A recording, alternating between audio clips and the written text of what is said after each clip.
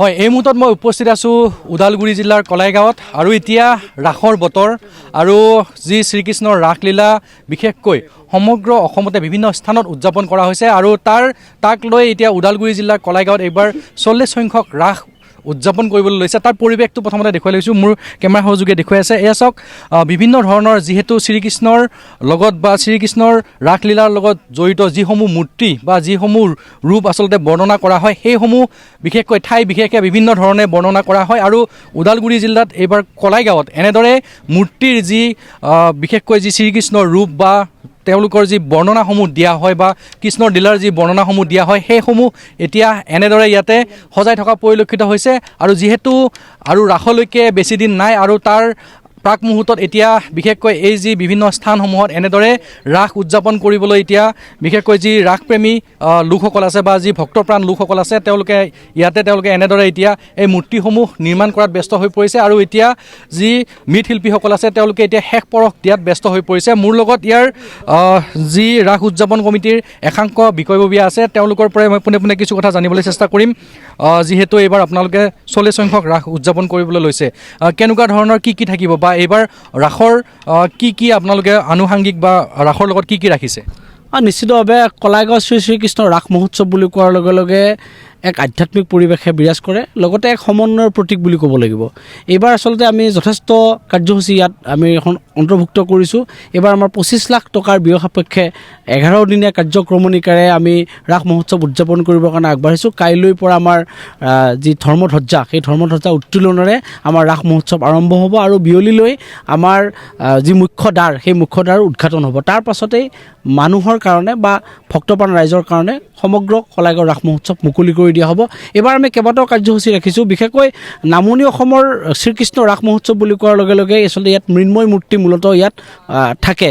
বিশেষকৈ শ্ৰীকৃষ্ণৰ জীৱনলীলা বা শ্ৰীকৃষ্ণৰ যি বিভিন্ন ধৰণৰ ৰূপ, তাক বৰ্ণনা কৰা হয় মৃন্ময় মূৰ্তিৰ জৰিয়তে। কিন্তু তাৰ সমান্তৰালভাৱে যিহেতুকে উজনি অসমৰো এতিয়া যি ৰাস, তাত বিশেষকৈ জীৱন্ত ৰাস, সেই জীৱন্ত ৰাসৰ প্ৰভাৱ লাহে লাহে নামনি অসমৰ পিনেও আহিছে। গতিকে আমি জীৱন্ত ৰাসকো আমি প্ৰকট কৰিবৰ কাৰণে যত্ন কৰিছোঁ, বিশেষকৈ মঞ্চায়ন কৰিবৰ কাৰণে যত্ন কৰিছোঁ। মঞ্চত আমাৰ কেইবাটাও আধ্যাত্মিক অনুষ্ঠান থাকিব, য'ত শ্ৰীকৃষ্ণৰ বিভিন্ন লীলা, বিভিন্ন চৰিত্ৰ, বিভিন্ন আধ্যাত্মিক কথা বিশ্লেষণ হ'ব। আমাৰ তাৰ উপৰি আমাৰ ধৰ্মালোচনী সভা এখন থাকিব, য'ত আমাৰ কেইবাগৰাকীও অসমৰ বিশিষ্ট ব্যক্তিয়ে অংশগ্ৰহণ কৰিব, কেইবাগৰাকীও বিশেষ ভগৱত প্ৰবক্তাই অংশগ্ৰহণ কৰিব আৰু নিৰ্দিষ্ট বক্তাৰূপে অংশগ্ৰহণ কৰিব। ND24ৰ মুখ্য সম্পাদক ৰাজদীপ বাইলুং বৰুৱা, প্ৰমোদ বড়ো ডাঙৰীয়া তেখেতে মুখ্য অতিথি ৰূপে থাকিব। মন্ত্ৰী পীযুষ হাজৰিকাদেৱকো আমি আমন্ত্ৰণ কৰিছোঁ।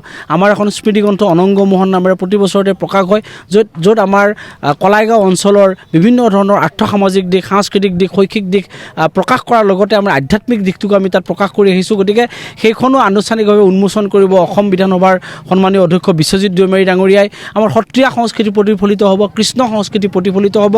গতিকে এনেধৰণৰ এটা ব্যাপক কাৰ্যসূচী আমি ৰাখিছোঁ আৰু প্ৰতি নিশাই ইয়াত কমতেও 11 দিনত প্ৰতিদিনেই আমাৰ 50,000-ৰ পৰা 60,000 মানুহ ইয়াত উপস্থিত হয়। গতিকে আমি 20 লক্ষ মানুহ ইয়াত উপস্থিত হ'ব বুলি আমি ভাবিছোঁ। গতিকে এনেধৰণৰ জিলা প্ৰশাসনৰ সহযোগত এক সুশৃংখলিতভাৱে আমি সমগ্ৰ কাৰ্যসূচী ৰূপায়ণ কৰিব পাৰিম বুলি আমি আশা প্ৰকাশ কৰিছোঁ।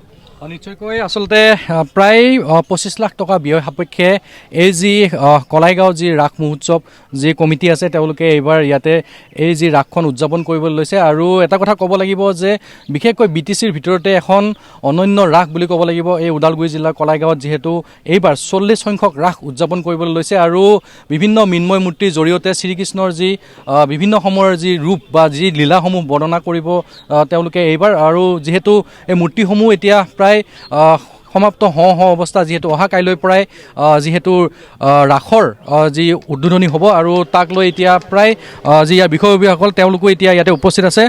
এইবাৰ কিমানমান মূৰ্তি আপোনালোকে ইয়াতে শ্ৰীকৃষ্ণৰ যি লীলাৰ লগত আপোনালোকে ৰাখিছে, কিমান মূৰ্তি এইবাৰ ব্যৱস্থা কৰিছে? আমাৰ 200 মূৰ্তিতকৈ ওপৰত মূৰ্তি আছে। ইতিমধ্যে আপোনালোকে দেখিছে যে মৃন্ময় যি কাৰিকৰ, তেওঁলোকে মূৰ্তিত শেষ পৰশ দিয়াত তেখেতসকল ব্যস্ত হৈছে, যিহেতু কালিৰ পৰাই আমাৰ ৰাস আৰম্ভ হ'ব। গতিকে আজিৰ দিনটোৰ ভিতৰত ৰাতিলৈকে যিমানখিনি পাৰি তেওঁলোকৰ যি ৰূপসজ্জা এইখিনি তৈয়াৰ কৰি আমি কালিৰ দিনৰ ভাগতে আমি মূৰ্তিসমূহ স্থলত আমি নিয়াৰ ব্যৱস্থা কৰিছোঁ।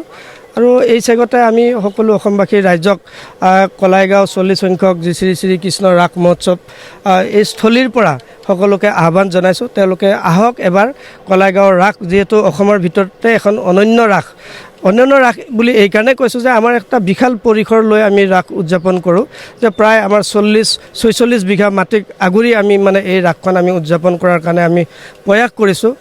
39টা বছৰ আমি যি ধৰণে ভক্তপ্ৰাণ ৰাইজে আমাক সহায় সহযোগিতা আগবঢ়াইছে, এইবেলিও আমি ভাবিছোঁ তাৰ ব্যতিক্ৰম নিশ্চয় নহ'ব। আমি আশা কৰিছোঁ প্ৰতিদিনাই 40-50তকৈও অধিক ভক্তপ্ৰাণ ৰাইজ ইয়াতে সমবেত হ'ব। আৰু আমি যিমান পাৰোঁ যে যিসকল ভক্তপ্ৰাণ ৰাইজ ইয়াতে যি শ্ৰীকৃষ্ণৰ জীৱনশৈলী বা শ্ৰীকৃষ্ণৰ দৰ্শন উপভোগ কৰিবলৈ আহিব, তেওঁলোকক যিমান পাৰি যাতে কোনো অসুবিধা নোহোৱাকৈ যাতে তেওঁলোকে ৰাসখন উপভোগ কৰিব পাৰে। ইয়াতে যিসকল আমাৰ কাৰ্যসূচী আছে, এই কাৰ্যসূচীসমূহ উপভোগ কৰিব পাৰে, মূৰ্তিসমূহ উপভোগ কৰিব পাৰে। যি তেওঁলোকে আনন্দ ল'বৰ কাৰণে যি আমাৰ আনন্দ মেলাৰ ব্যৱস্থা কৰা হৈছে, মীনা বজাৰ, তাতেও যাতে তেওঁলোকে তাতে সহযোগ কৰিব পাৰে বা তাতে তেওঁলোকে উপভোগ কৰিব পাৰে। আৰু যিহেতু আজিৰ তাৰিখত এটা ট্ৰেণ্ড হৈছে আমাৰ নতুন প্ৰজন্মৰ মাজত, যি মানে চেলফি লোৱাৰ প্ৰতিযোগিতাই হওক বা চেলফি এখন নুঠিলে তেওঁলোকৰ মানে মন হাত নপৰে, তাৰ কাৰণে আমি মোটামুটি 60 ফুট দৈৰ্ঘ্যৰ এটা এলেকা আমি অকল চেলফিৰ কাৰণে মানে আমি তৈয়াৰ কৰিছোঁ। আৰু তাতে আমাৰ নতুন প্ৰজন্মই নিশ্চয় ইয়াতে এবাৰ ৰাসলৈকে আহি এবাৰ তেওঁলোকে ৰাসৰ যি উপস্থিতিৰ স্মৃতি হিচাপে ৰাখিবৰ কাৰণে তাতে তেওঁলোকে নিশ্চয় সুবিধা পাব। নিশ্চয়কৈ আচলতে এয়া আছিলে যি কলাইগাঁও 40 সংখ্যক ৰাস মহোৎসৱৰ প্ৰস্তুতিৰ বিষয়ে বা তেওঁলোকৰ যি বিষয়ববীয়াসকল আছে তেওঁলোকে এইদৰে জনাইছে। আৰু এইবাৰ প্ৰায় 25 লাখ টকাতকৈ অধিক টকা ব্যয় সাপেক্ষে এনেদৰে এইবাৰ ওদালগুৰি জিলাৰ কলাইগাঁৱত 11 দিনীয়াকৈ তেওঁলোকে ৰাস উদযাপন কৰিবলৈ লৈছে।